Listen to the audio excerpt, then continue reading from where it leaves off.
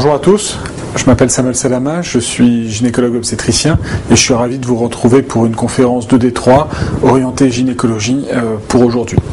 L'objectif des conférences de D3, ça va être de poser les bases dans la spécialité. Donc aujourd'hui, nous allons traiter de 5 dossiers pour étayer une grande partie du programme. Au début de chaque dossier, vous verrez, il y a mon adresse mail, saminterne@hotmail.com. Je reste à votre entière disposition si cette année ou l'année prochaine, en préparation de l'internat, vous avez des questions concernant la gynécologie ou l'obstétrique ou même l'internat de cette spécialité. N'hésitez pas à me poser des questions, j'y réponds en 48-72 heures. Je vous propose de débuter dès maintenant avec la correction du dossier numéro 1.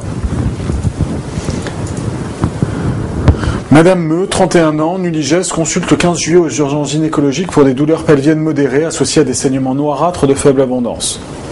Ces dernières règles datent du 25 mai. Madame Meux ne prend pas de contraception et désire être enceinte. Elle n'a aucun antécédent. La patiente ne présente aucun autre symptôme. Quels sont les 3 diagnostics à envisager en priorité dans ce contexte ?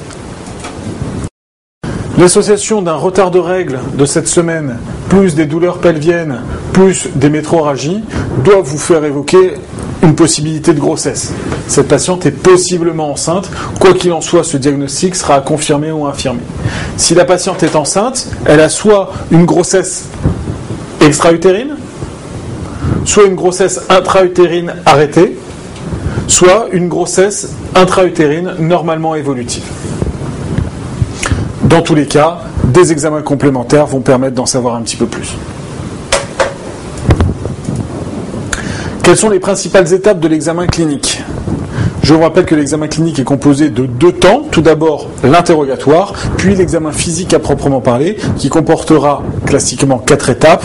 L'inspection, la palpation, la percussion et l'auscultation. Concernant l'interrogatoire en gynécologie, il est important de rappeler les antécédents de la patiente, et notamment ses antécédents familiaux, médicaux, chirurgicaux et les éventuelles allergies. Au niveau gynécologie obstétrique, il faut préciser si elle a des pathologies connues au niveau gynéco, si elle a un bon suivi, si elle a déjà été traitée pour quelque chose, si elle a déjà été opérée. Au niveau obstétrical, est-ce qu'elle a déjà été enceinte et quelles ont été l'issue de ses grossesses. Concernant le groupe sanguin, très important dans cette spécialité, où la patiente possiblement va être de rhésus négatif, et si elle est de rhésus négatif et qu'en plus elle est enceinte et qu'elle a saigné, attention à la prévention de l'alloimmunisation rhésus, on en reparlera.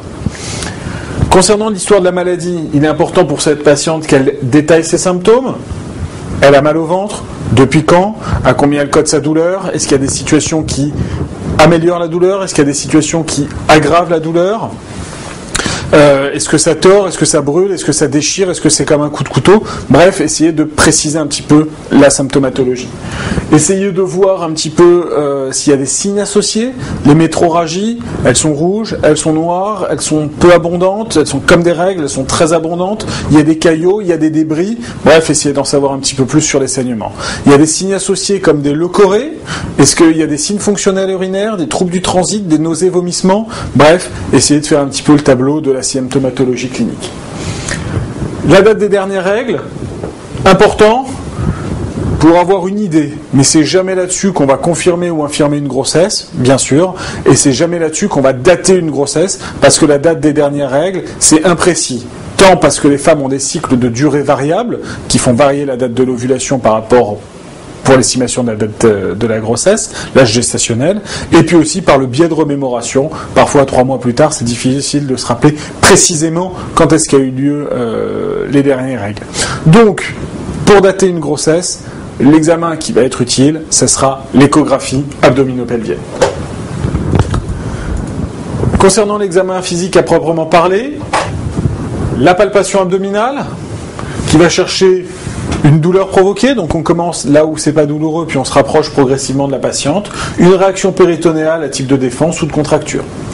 Puis, après la palpation abdominale, on va s'intéresser à l'examen gynécologique à proprement parler, avec tout d'abord et en premier lieu l'examen sous spéculum, qui va pouvoir confirmer au niveau du col l'origine des saignements. Est-ce qu'on a un saignement d'origine endo-utérine, ou est-ce que c'est un saignement qui saigne du col ou du fond vaginal ? Ça va pouvoir évaluer l'abondance, sans S, du saignement et éventuellement rechercher des leucorrhées qui devront être prélevées avec un prélèvement vaginal. Le toucher vaginal fait suite à l'examen au spéculum et va pouvoir évaluer éventuellement la présence d'une masse latéro-utérine et ou d'une douleur provoquée. L'examen des seins, on le fait rarement dans la consultation en urgence, mais sachez qu'il faudra le faire systématiquement dans toutes les consultations de routine en gynécologie. Le frottis cervico-vaginal, pareil, on le fait rarement dans les consultations en urgence. Quel examen complémentaire réalisez-vous en première intention? Quelle information recherchez-vous là-dessus? L'examen à réaliser en première intention devant des métrorragies et ou des douleurs pelviennes, c'est l'échographie pelvienne qui sera réalisée par voie suspubienne et par voie endovaginale. Là-dessus, c'est une phrase choc à replacer à chaque fois que vous en avez besoin. Échographie pelvienne, par voie suspubienne et par voie endovaginale. Tous les mots sont importants. Qu'est-ce qu'on va rechercher sur cette échographie? La présence d'un sac intra-utérin. La présence d'un sac intra-utérin élimine une grossesse extra-utérine. Le cas rarissime de la grossesse hétérotopique, qui est l'association d'une grossesse intra et d'une grossesse extra, arrive une fois sur 70 000. Vous ne pouvez pas baser votre raisonnement clinique sur cette exception, qui en plus est beaucoup plus fréquent dans le cadre de l'assistance médicale à la procréation. S'il n'y a pas de sac intra-utérin, on a donc une vacuité utérine, c'est ce qui va être à évaluer. Éventuellement, en regardant de chaque côté sur les annexes, on peut voir une masse latéro-utérine qui signe une grossesse, éventuellement une grossesse extra-utérine, et on va rechercher un signe de gravité de la grossesse extra-utérine qui sera l'hémopéritoine avec un épanchement intra-abdominal. Petit rappel concernant donc l'échographie pelvienne que je viens de vous détailler. Pour retenir tous les éléments à rechercher sur une échographie pelvienne, je vous propose le moyen mnémotechnique MOVE, avec le M pour la muqueuse. Est-ce qu'elle est fine? Est-ce qu'elle est épaisse? Qu'est-ce qu'il y a à l'intérieur? Est-ce qu'il y a éventuellement un polype ou est-ce qu'il y a un sac? Je vous rappelle que le polype, c'est une excroissance de la muqueuse utérine. Petit schéma. Voilà une coupe sagittale d'utérus avec le myomètre. Voilà l'endomètre. La muqueuse, est-ce qu'elle est fine, est-ce qu'elle est épaisse? Là, vous avez l'utérus ouvert, c'est une cavité virtuelle. Le polype, c'est une excroissance de la muqueuse qui est à l'intérieur. Ensuite, on va étudier les ovaires, la taille, la position des ovaires, à savoir est-ce qu'ils sont porteurs de kystes, et s'il y a un kyste, on va décrire ce kyste ou ces kystes, et par exemple, dans le cadre d'un bilan d'infertilité, on va faire le CFA, qui est le compte des follicules en trop.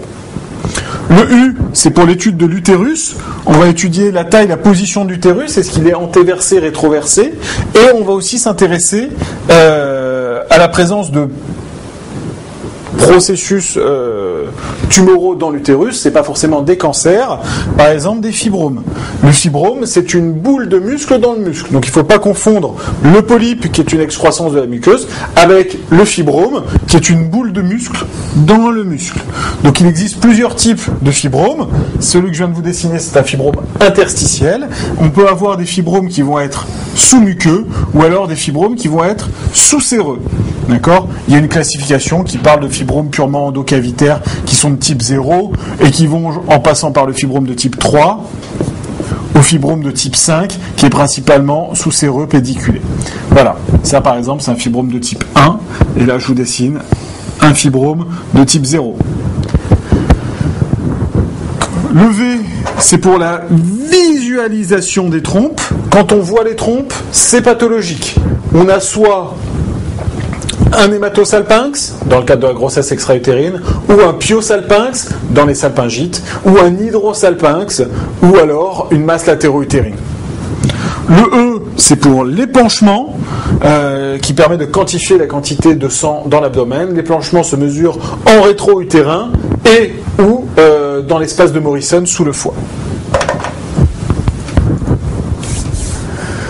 Voici les principaux éléments du bilan qu'on reçoit concernant Madame Une hémoglobine à 12,5, des plaquettes à 255 000, des globules morts à 4 000, un TP à 100%, un TCA à 36 pour un témoin à 37, un HCG à 11 523 et la patiente est de résus AB négatif. Bien sûr, là-dessus, vous avez noté l'alerte. D'accord ? Cette patiente, 1, elle est enceinte, et 2, elle est résus négatif, elle a saigné. Il va falloir en parler dans les cadres de réponse. Voici donc le cliché d'échographie qui a été réalisé. Commentez ce cliché d'échographie. Donc, toujours quand on vous demande de commenter une image, dites quelle est cette image. Ici, on a bien affaire à une échographie pelvienne par voie endovaginale. Hop. On a une coupe sagittale de l'utérus. Et on a un utérus de taille normale, a priori, ça ne semble pas particulièrement gros. Il est antéversé, antéfléchi. Et on a surtout une vacuité utérine. Ici, vous avez la muqueuse. Et dans cette muqueuse, vous ne constatez pas de sac intra-utérin, de sac gestationnel. La muqueuse a été mesurée ici, elle est à 7 mm. Derrière l'utérus, ici, a priori, il y a des anses. Il n'y a pas d'image anéchogène qui peuvent faire penser à un épanchement rétro-utérin. Quel diagnostic on retient chez cette patiente ? Eh bien, on a l'association d'une vacuité utérine et d'un HCG supérieur à 1500. Chez cette patiente, il faut craindre une grossesse extra-utérine. Pourquoi ? Je vous rappelle qu'il y a un dogme qui dit que une grossesse intra-utérine doit être visible dans l'utérus lorsque l'HCG dépasse 1500. À plus de 1500 d'HCG, s'il n'y a rien dans l'utérus, c'est probablement une grossesse extra-utérine. On a vu certains cas des grossesses intra-utérines apparaître à 1700, 1800. Il y a eu quelques exceptions, mais globalement, pour vous, à l'internat, plus de 1500 d'HCG, rien dans l'utérus, égale grossesse extra-utérine. Si vous avez suspecté le diagnostic de grossesse extra-utérine, pensez à regarder sur les annexes pour essayer de visualiser le sac dans la trompe ou éventuellement l'hématosalpinx dans la masse latéro-utérine. Généralement, dans près de 80-90% des cas, la masse latéro-utérine se trouvera du côté du corps jaune qui a ovulé. Quels sont les risques pour cette patiente ? Quels sont les risques de la grossesse extra-utérine ? À court terme, la patiente risque d'avoir une rupture tubaire avec un hémopéritoine, un choc hémorragique pouvant aller jusqu'au décès. Je vous rassure, aujourd'hui, c'est rarissime en France. On a, sur 15 ans, il y a 17